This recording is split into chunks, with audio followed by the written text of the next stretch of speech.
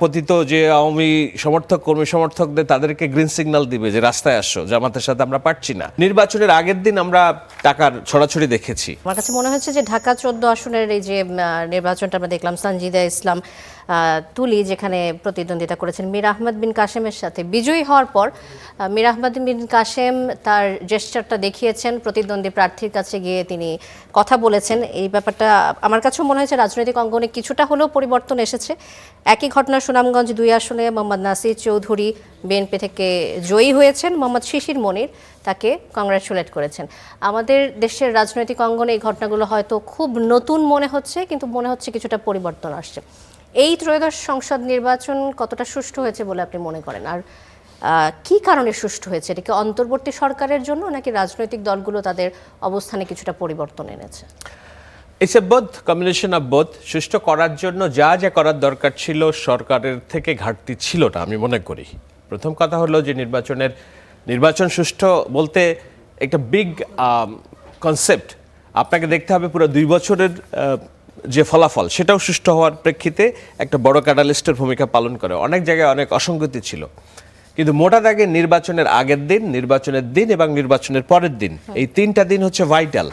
তো নির্বাচনের আগের দিন আমরা টাকার ছড়াছড়ি দেখেছি।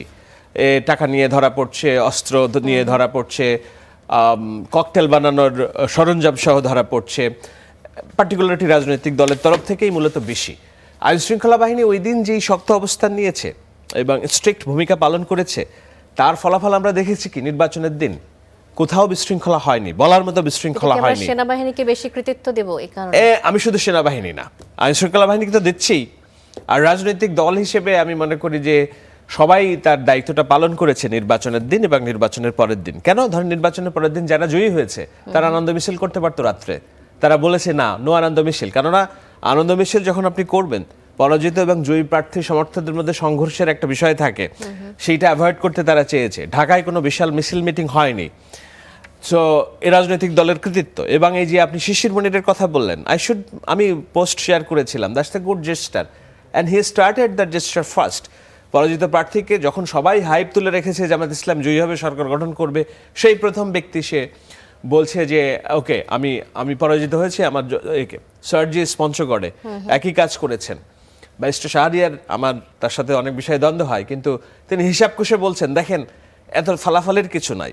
যদি আমরা ধরিও 50টা আসনে অনিয়ম হয়েছে আপনাদের দাবি অনুযায়ী, 77টা আসনে জয়ী হয়েছে, আর 50টা আসন যোগ করলে কত হয়? 127 মতো। হ্যাঁ, তা আপনি তো 151 না হলে সরকার গঠন করতে পারছেন না। সুতরাং এই নির্বাচন আপনার মেনে নেওয়া ছাড়া কোনো বিকল্প নাই, গতি নাই। জামাতও মেনে নিয়েছে, যদিও তারা আগে ঘোষণা দিয়েছিল রাখার জন্য অনেক কথা বলছে, যে ফলাফলই আসুক তারা মেনে নেবে এমন ঘোষণাই দিয়েছেন। আমি সেটাই বলার চেষ্টা করছি। এই good gesture from not only BNP, Jamaat Islam still they are showing good gesture. এখন এইটা কতখানি দেখাবে না তারা তাদের যে রাজনীতি, ভুল রাজনীতি ঐতিহাসিকভাবে করে, সেইটার প্রেক্ষিতে গভর্নমেন্টের সাথে হস্টাইলে যাবে। এখন গভর্নমেন্টের সাথে হস্টাইলে গেলে তো বিএনপিরও নতুন রাজনীতি শুরু করতে হবে। এই গুড জেস্টারের রাজনীতি তারা আর করতে পারবে না।